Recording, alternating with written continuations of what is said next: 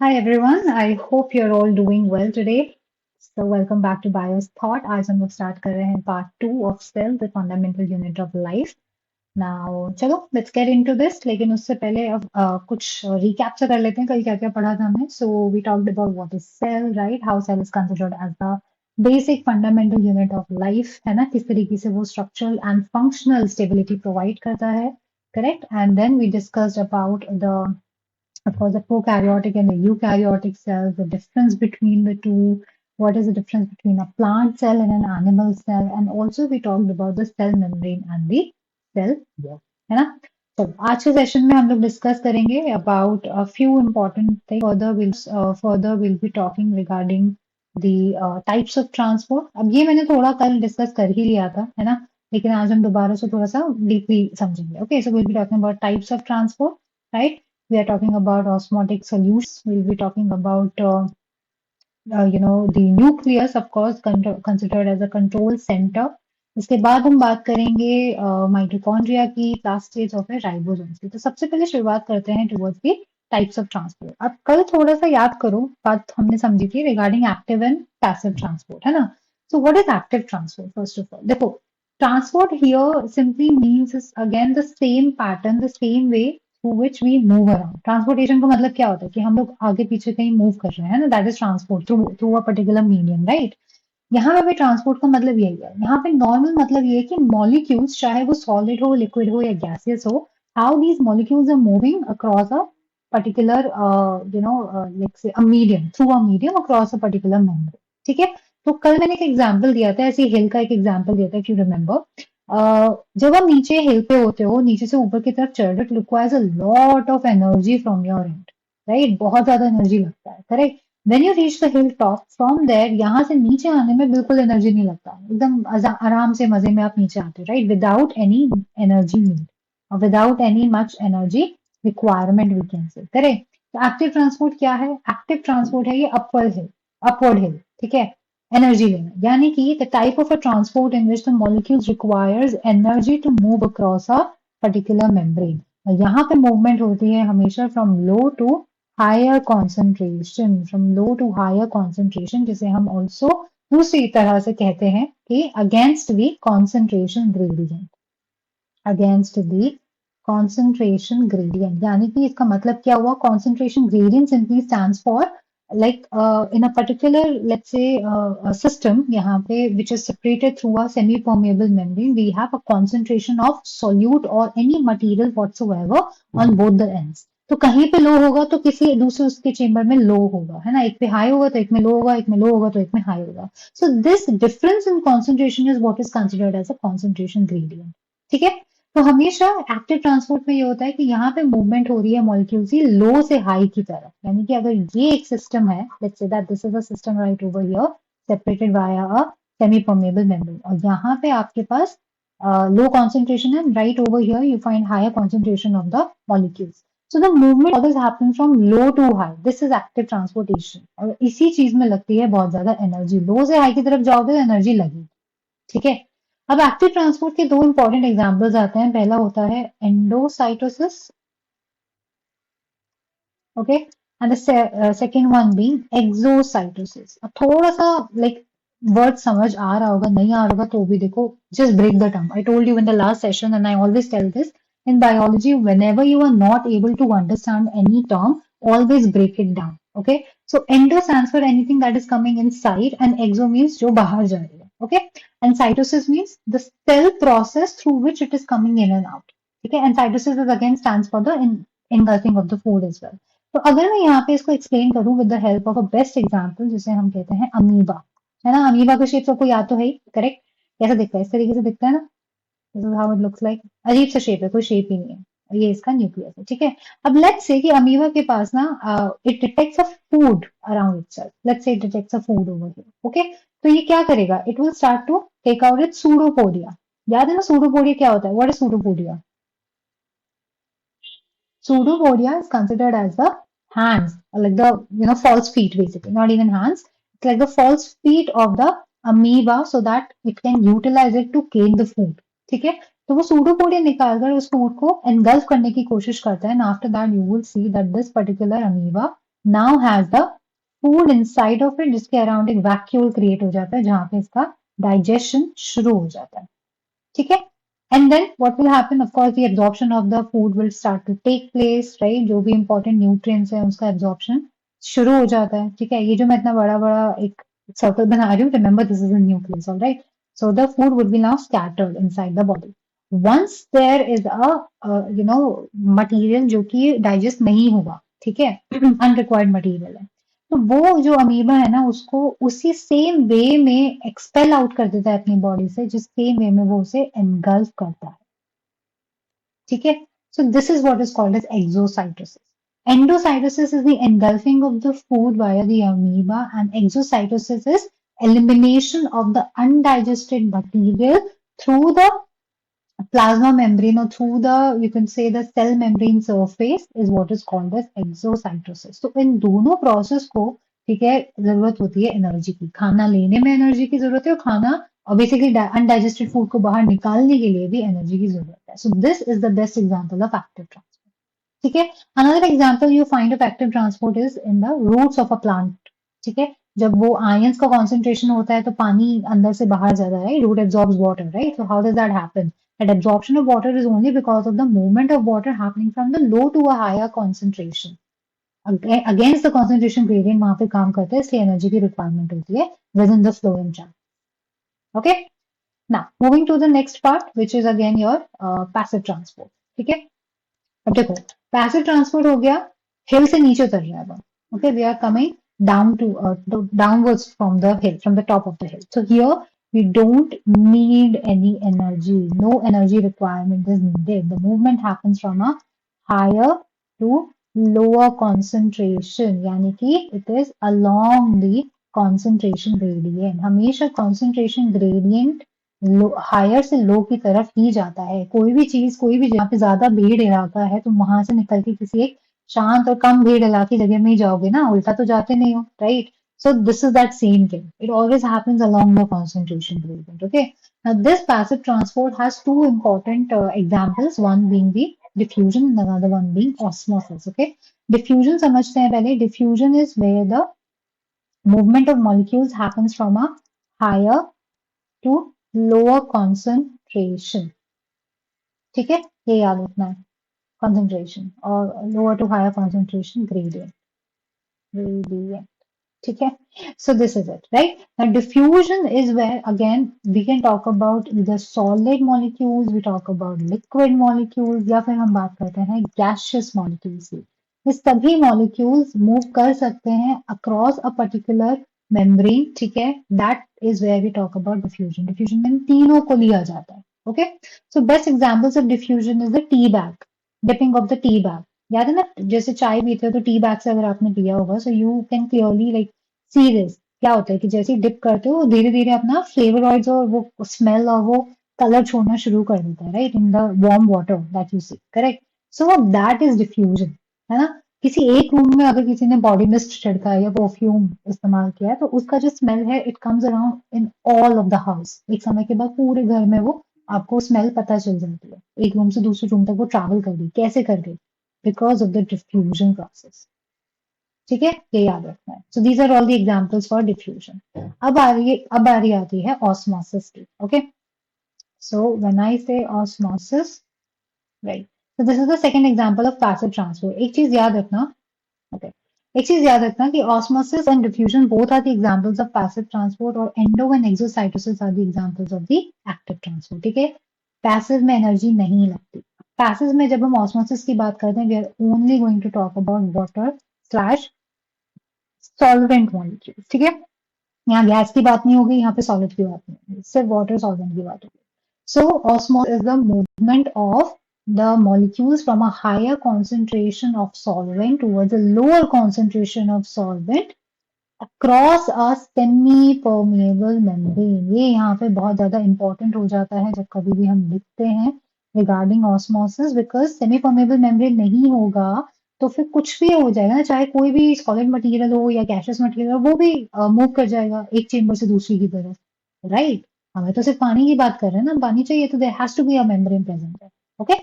This osmotic solutions that I'm talking about are basically of three types. Osmosis के basis पे तीन type के solutions बनते हैं, ठीक है? जिसमें पहला कहलाया जाता है, let's take a different color here. इसे हम कहते हैं hypotonic, ठीक है? This is called as hypertonic, and this right here is isotonic.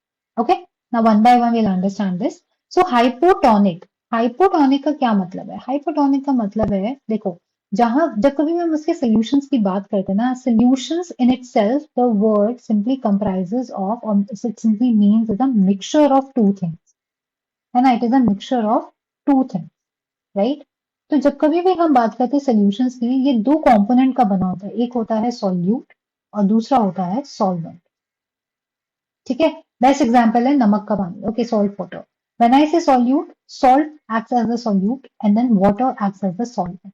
Okay, any material that you are putting in into the water is called as a solute, and anything that is taking the solute is what is called as a solvent. Okay, so if I say here we have a solution jahan pe, let's say the solute levels are quite low in the solution but the solvent levels are high, ठीक है? और इसको एक cell मान लो. Cell में क्या होगा? उल्टा होगा पूरा. Solute is quite high whereas the solvent is quite low, है ना? ऑपोजिट सिनेरियो हो गया. सोल्यूशन में सॉल्यूट ज्यादा था लेकिन सेल के अंदर सॉल्यूट कम, सॉल्यूट सॉरी सॉल्यूट कम था सोल्यूशन में, वेयर एज सेल के अंदर सॉल्यूट ज्यादा है. Okay, and then vice versa goes for solvent also. तो जब पानी बाहर बहुत ज्यादा है और अंदर सेल के कम है तो हाई से लो की तरफ जाएगा, यानी कि बाहर से पानी अंदर की तरफ जाएगा into the cell, and it will make your cell swell up, ठीक है? It will make your cell swell up, जिसे, और इसी चीज को हम कहते हैं हाइपोटोनिक सॉल्यूशन. हिप्पो, हाइपो बड़ा हो जाना, मोटा. हिप्पो होता है ना, हिप्पोपोटामस, राइट? तो इसको वैसे याद रखो. ओके, इसका बिल्कुल उल्टा होता है हाइपरटोनिक सॉल्यूशन. हाइपरटोनिक में अब क्या हुआ कि यहाँ पे मेरे सॉल्यूशन में सॉल्यूट की मात्रा बहुत ज्यादा थी और सॉल्वेंट की मात्रा कम थी. Okay, solvent was less, whereas the cell that was present, okay, cell के अंदर solute was quite low and solvent was quite high.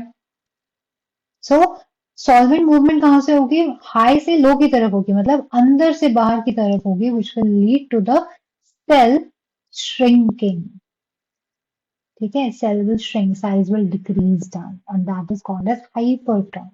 Okay, and isotonic solution are दो सॉल्यूशंस जहां पे सेल और सॉल्यूशंस के अंदर के जो सॉल्वेंट्स हैं, ठीक है, they are equal in range, they are equal in concentration. तो जब अंदर पानी सेम है बाहर की जितना, सेम ही रहेगा तो मूवमेंट ही नहीं होगी, hence the size remains the same of the cell. Okay, तो इसे हम कहते हैं osmotic solutions. I hope this is clear to everyone. Okay, चलो आगे बढ़ते हैं. Now before we start with the nucleus, there is very one important thing that I need to tell you, and that is, देखो, whenever we talk about the basics of, you know, basics of cell, or I should say like the most basic components of cells जो हम बात करते हैं वो होते हैं तीन. First being the genetic material, ठीक है? Second being the cytoplasm, and third being the cell membrane. ये तीन चीजें होती हैं that makes a whole cell, ठीक है? एक सेल को कॉम्प्रोमाइज, आई मीन एक सेल को कंपोज करने के लिए you need to have these three important basic components, ठीक है? Now this genetic material that I'm talking about is present in your nucleus. अभी genetic material को भी मैं एक्सप्लेन करूंगी, पहले न्यूक्लियस को ध्यान से देखो. सो न्यूक्लियस राइट ओवर हियर, ठीक है? अगर आप देखोगे तो इधर ये कुछ इस प्रकार का दिख रहा है. This is directly from your NCERT.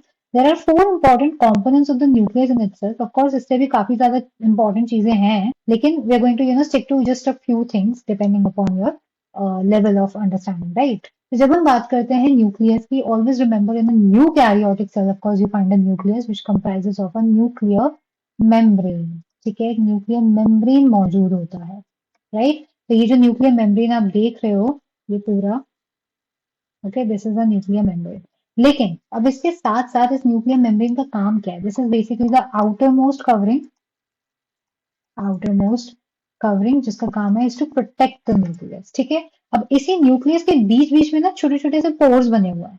यहाँ पे अगर दिख रहा होगा, if you can clearly see, तो कुछ चैनल्स बने हुए हैं, इसे हम न्यूक्लियर पोर कहते हैं, यानी कि अगर ये पूरा है, मान लो this is the whole nuclear membrane, तो ये जो बीच में खालीपन दिख रहा है ना, these are all the channels, these are called as nuclear pore. NP stands for nuclear pore, ठीक है। तो ये न्यूक्लियर पोर का काम क्या है? अरे भाई, न्यूक्लियस को भी खाना चाहिए, राइट? न्यूक्लियस अंदर से भी बहुत कुछ बना के बाहर भेज रहा है, तो ये कैसे जाएगा? There has to be a channel, there has to be a medium in between that can pass the materials in and out of the nucleus, है ना? तो that is called as a nuclear pore, ठीक है। फिर उसके बाद बारी है न्यूक्लियोप्लाज्म की। तो न्यूक्लियोप्लाज्म की जब हम बात करते हैं, nucleoplasm is like the cytoplasm of the nucleus, it's like a jelly material जहां पे you would find the genetic material being present, ठीक है। जेल है, जेल का काम क्या है? Is to just act like a nutritive medium, you can say. Okay, it provides the nutrient and also it gives a space for the different activities to follow up. All right, and then you find the nucleolus right over here. ये nucleolus बहुत important है because it creates the ribosomes. ये याद रखना है, ठीक है। Ribosomes यहीं से बन के निकलते हैं and then they move out into the cytoplasm and goes towards the endoplasmic reticle. Fine.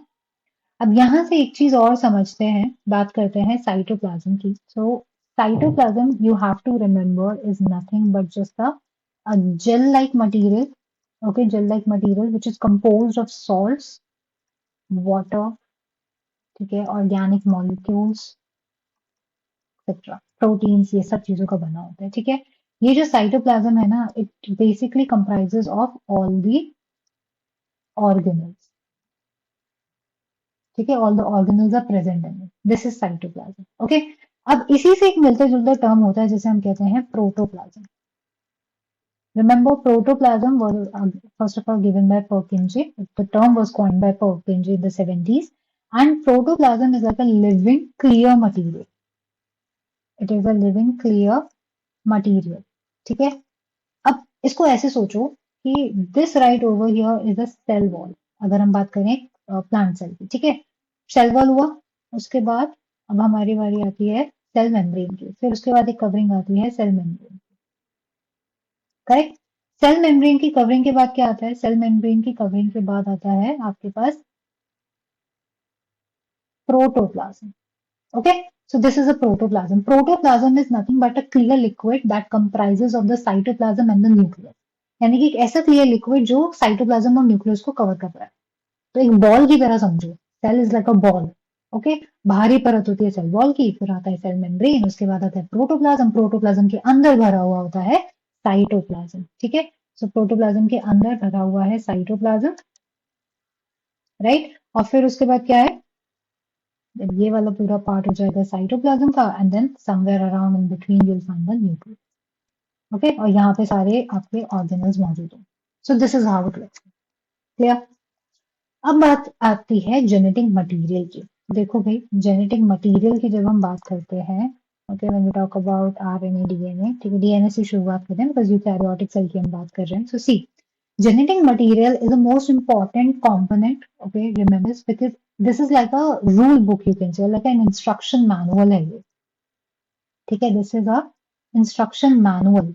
जैसे कभी भी कोई आप गेम खेलते हो या फिर you talk about let's say a lot of other things, जब भी आप कोई ऐसा गेम खेल रहे हो या आप कोई बुक पढ़ रहे हो, कोई एक नई रेसिपी ट्राई कर रहे हो, तो एक इंस्ट्रक्शन मैनुअल खोलते हो ना, देखते हो ना क्या क्या रेसिपीज है, क्या क्या लिखा हुआ है, क्या क्या समझ है, राइट। सारे instructions and rules and regulations लिखे होते हैं। Similar to that, your genetic material is something that is giving you an instruction about how to run the cell, ठीक है। सब कुछ फीडेड होगा, कितना प्रोटीन बना है, कितना एटीपी जनरेट हो रहा है, कहाँ जा रहा है, कितना लिपिड क्रिएट करा जा रहा है, every single thing. So this genetic material is nothing but a big strand, ठीक है, जिसे आप डीएनए कह लो और you call it as RNA, okay. Now this strand is also made up of what? Protein, ये याद रखना है, okay. This strand is also made up of protein. So when this DNA और RNA, okay, the genetic material, अब ये इतना लंबा है कि if you like equate the length of a DNA molecule or of a DNA strand, it would be equal to twice the trip, twice the distance between the Earth and the Sun. यानी कि अर्थ और सन के बीच का जो distance है उसमें दो बारी तुम चक्कर लगा लो, that is equal to the DNA strand that we have in our body, quite right. So अब क्या करेंगे फिर? इसको अब हमें छोटा करना है, you have to condense it further. So when you condense it further, this is how it's gonna look like. ठीक है, जिसे हम कहते हैं chromatin fiber. Okay, chromatin fiber is nothing but just a condensed form of the DNA and the proteins, and this needs to be condensed further into a rod-like structure जिसे हम कहते हैं chromosome.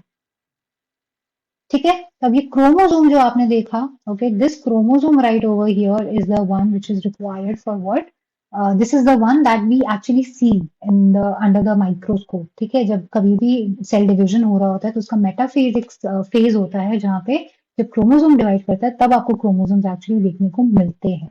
Okay, and during that process it creates a sister of its, जिसे हम sister chromatid कहते हैं. Okay, we call this as the sister chromatid, call it as a sister chromatid. ठीक है, and this is how a chromosome looks like. So chromosome is nothing but just the condensed version of DNA and the proteins. Okay, so this is your genetic material. So let's move ahead to mitochondria now. So now this is one of the most important organelle within the cell. ठीक है, and this is considered as the powerhouse. I think ये सभी को पता होगा है ना, powerhouse of the cell कहा जाता है. क्यों? Because it makes ATP, and what is ATP? It is nothing but adenosine triphosphate, right? ATP is nothing but adenosine triphosphate. So now when we talk about mitochondria, remember that this mitochondria is double membrane structure. Okay, it is a double membrane structure. Plus it is also called as semi-autonomous. तो what does semi autonomous mean? Semi autonomous simply means, autonomous मतलब autonomy यानी कि अपने खुद का राज होना, right? Semi का मतलब हो जाता है कि आधा राज है और आधा नहीं है. It means that what do I mean by this is कि सेमी ऑटोनॉमस क्यों कहा जा रहा है? It's because it consist of its own genetic material. ठीक है, इसके पास अपना खुद का डीएनए है, alright, and it also has its own ribosomes also to make the proteins for itself. ठीक है, तो ये सारी चीजें जब उसके पास अपनी खुद की हैं, इसलिए इसको सेमी ऑटोनॉमस कहते हैं. तो जो भी जेनेटिक मटेरियल इसके पास प्रेजेंट है, जिसे माइटोकॉन्ड्रियल डीएनए कहते हैं, MDNA, that is present, and this MDNA और mitochondrial DNA right over here decides कि कितना अमाउंट का एटीपी बनना है, क्या होना है. ठीक है, लेकिन बाकी की जो रेगुलर फंक्शनिंग होती है माइटोकॉन्ड्रिया की, उसका मेटाबॉलिज्म होता है, वो देख रेख करता है न्यूक्लियस, वो मेन जेनेटिक मटेरियल जो न्यूक्लियस में मौजूद है. Okay, so if you look at this mitochondrial structure here, देख पा रहे हो आप, we have the let's take another color. हाँ, we take the outer membrane right over here. एक पहला membrane ये रहा, दूसरा membrane ये रहा, और उन दोनों के बीच का एक space होता है जिसे हम intermembrane space कहते हैं, जिसका काम कुछ नहीं है but just to help in the process of ATP. ठीक है, basically help in the metabolic activity as well. अब ये जो इनर मेम्ब्रेन है ना, ये अपने अंदर एक ऐसे इनफोल्डिंग्स क्रिएट कर लेता है. मतलब इनर मेम्ब्रेन ना सिकुड़ जाता है, तो देखिए जैसे इनफोल्डिंग्स बना देता है, और इसी को हम कहते हैं crista. And the job of the crista is to increase the surface area. क्यों? So that more ATP ATPs can be generated.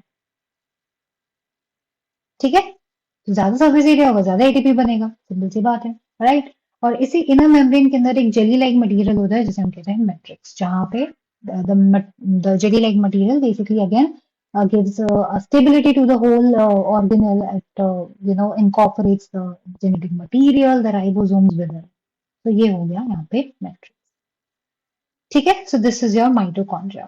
Now coming to the plastids. Oh, remember, plastids are the organelles which are present in plants, and of course chloroplast is something that is present in the blue green algae. ठीक है, ये animals में नहीं होता, chlorophyll नहीं है ना. अगर हमारे पास क्लोरोफिल होता, हम अपने खाना बनाते, तो फिर प्रॉब्लम ही क्या थी? राइट, धूप में बैठ जाओ. But then what I'm trying to say here is that these plastids that we are talking about are again very important organelle within the cell. Okay, सबसे पहले ये जानना जरूरी है कि ये प्लास्टिड जो है आपके, ये भी डबल मेम्ब्रेन स्ट्रक्चर्स ही होते हैं. These are also double membrane. ठीक है, अब ये तीन टाइप के होते हैं. The first is chloroplast. Okay, पहले इसको समझना, then will move to the other two. So chloroplast right over here is the one that comprises of the chlorophyll. ठीक है, ये भी डबल मेम्ब्रेन है, और याद रखो ये भी सेमी ऑटोनॉमस है, सेमी ऑटोनॉमस. ठीक है, वही मतलब इसके पास भी अपना जेनेटिक मटेरियल है, सी क्लोरोप्लास्ट डीएनए, और इसके पास भी अपना राइबोसोम है. फाइन. अब आप ध्यान से देखो, ये रहा outer membrane and then we have the inner membrane and a space between the two, the intermembrane space. Now there are these, little plate-like structures. देख पा रहे होगे आप in the picture. This is what is called as a thylakoid. ठीक है, ये रहा, ये जो एक सिंगल पार्ट है, एक सिंगल कॉइन जैसा स्ट्रक्चर है, इसे थाइलाकॉइड कहते हैं। जब कई सारे थाइलाकॉइड एक के ऊपर एक ऐसे स्टैक्ड होते हैं तो इसे हम कहते हैं ग्राना। ग्रानम बेसिकली बोलते हैं एक सिंगल स्टैक को। ये अभी यहाँ पे जितने भी कई सारे मिले हुए हैं तो इन सबको ग्राना कहा जाता है। And all of them are interconnected with something known as lamella. ठीक है, समथिंग कॉल्ड एज लेमेला। ये लेमेला से ये दिख रहा है, this is interconnected through that, right. Now all of this is present in a jelly like medium और a liquid called as a stroma. जैसे वहां मैट्रिक्स है ना माइटोकॉन्ड्रिया में, वैसे यहाँ पे है स्ट्रोमा। ओके, अब इसके अलावा you will also find lipid being in their, granules, starch granules being present. Okay, ये सारी चीजें भी आपको देखने को मिलेगी। क्लियर? अब बारी आती है टू अंडरस्टैंड कि what is the again the other two types. तो सबसे पहले यहाँ पे याद रखो क्रोमोप्लास्ट।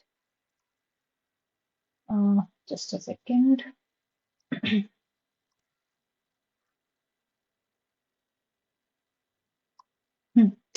तो यहाँ आता है हमारे पास क्रोमोप्लास्ट। ठीक है, chromoplast is the one that has carotenoids. Chromoplast वो प्लास्टिड होते हैं जिनके, जो एक्चुअली ना ऐसे स्पेसिफिक प्लांट्स आपने देखे होंगे जिनमें डिफरेंट शेड्स ऑफ कलर होते हैं। कभी कुछ ऐसे प्लांट्स देखे जिनके लीफ कलर ही ब्लू और पर्पलिश होते हैं, है ना। तो और जो हम फ्लावर्स देखते हैं उनमें इतना डिफरेंट कलर का कलर पैलेट कैसे आता है ना, आप देखते होगे पेटल्स पे, राइट, कोई येलो कोई ऑरेंज कोई पर्पल इस तरीके से। सो ये कलर्स आ कैसे रहे? It's because of the pigments called as carotenoids being present. ठीक है, तो क्रोमोप्लास्ट एक वो टाइप है प्लास्टिड का जिसके अंदर कैरोटिनॉइड पिगमेंट ज्यादा होते हैं, पर इसका मतलब ये नहीं है कि इसमें क्लोरोफिल मौजूद नहीं होता। ठीक है, यहाँ देखो क्लोरोप्लास्ट में क्लोरोफिल इन थाइलाकॉइड्स के अंदर ही मौजूद होता है।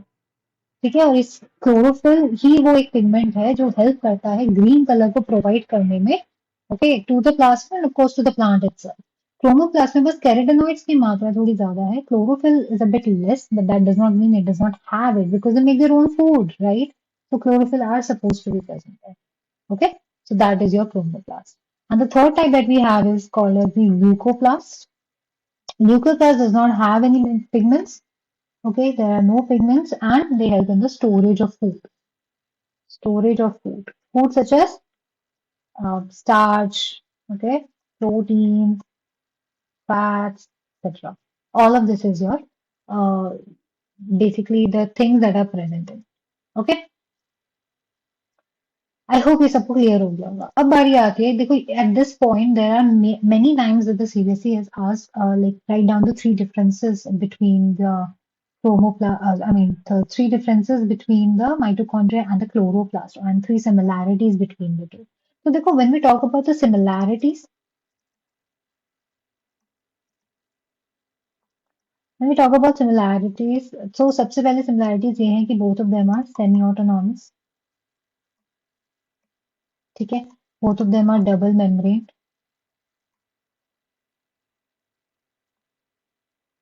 and both of them have some gel-like material present in that, ठीक है, gel-like material being present in them. तो ये similarities है, करेक्ट। लेकिन जब हम बातें हैं आपके डिफरेंसेस की, डिफरेंसेस में आप देखोगे कि क्लोरोप्लास्ट की जब मैं बात करती हूँ, लेट्स मेक अ कॉलम और a table over there, mitochondria.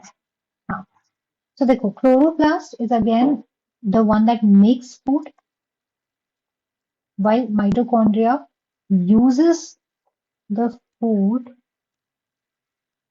to make ATP। ठीक है, ये एक डिफरेंस दिखाई दे रहा होगा, right. Chloroplast is found only in plants. Mitochondria is found in all the cells, all the organisms. ठीक है, organisms। क्लोरोप्लास्ट की अगर मैं बात करूं तो अगेन इसका जो शेप है it is quite oval in nature, oval and it is green in colour. लेकिन माइटोकॉन्ड्रिया का थोड़ा सा बीन शेप्ड स्ट्रक्चर है and there are no pigments in it, कोई कलर का नहीं। तो ये डिफरेंसेस हमें देखने को मिल जाते हैं। ठीक है, Now coming to the final, type over here, which is called as the ribosomes. So देखो ribosomes are again considered as a protein making factory. ठीक है, these are the protein making factories. और मैंने पहले भी बताया है कि ये बनाता कौन है, न्यूक्लियोलस इसे बनाता है. ठीक है, nucleolus makes the ribosomes. Okay, now these ribosomes can be found in the cytoplasm and on ER, endoplasmic reticulum. इन दोनों जगह पे आपको देखने को राइबोसोम्स मिल जाएंगे. राइबोसोम्स देखो बहुत ज्यादा इंपॉर्टेंट है. अब if you remember in the last class I told you that prokaryotic cells are the cells that do not consist of any kind of organelles in them. ठीक है, बट वो थोड़ा सा गलत है, उसको मॉडिफाई, गलत नहीं, उसको मॉडिफाई करते हैं. Except ribosomes. Ribosomes is one such organelle which is found in both prokaryotes and eukaryotes. Reason being, reason is simple that कि देखो भाई, जब कोई भी अगर आरएनए बन रहा है या डीएनए बन रहा है, कोई भी जेनेटिक मटेरियल बन रहा हो, उसको बनाने के लिए प्रोटीन की जरूरत पड़ती है. और प्रोटीन कहाँ से आएगा, राइबोसोम से आएगा. सिंपल सी बात है. इसलिए both of the particular cells will consist of I mean the ribosome. ठीक है, कुछ इस तरीके का दिखता है. एक राइबोसोम आपका दो यूनिट का बनता है. एक लार्ज सब यूनिट होती है और एक स्मॉल सब यूनिट होती है. Okay, it is made up of these two types of. Fine. So with this, we're ending the session for today.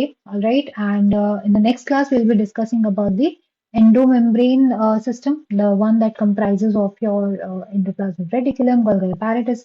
ठीक है. We talk about lysosomes, vacuoles के बारे में बात करेंगे, and एक आधा दो छोटी चीजें like the cell division, okay, the mitosis and meiosis process. That is also something we're going to discuss and understand in the next class. Okay. So thank you so much everyone for watching. If you liked it, please make sure that you subscribe the channel and also share it with your friends. Anyone who is interested in biology, you're always welcome over here, right? And if there's any guidance that you want to give, any feedback, right? Please make sure that you definitely drop it down in the comment section. Thank you everyone. Take care. Bye.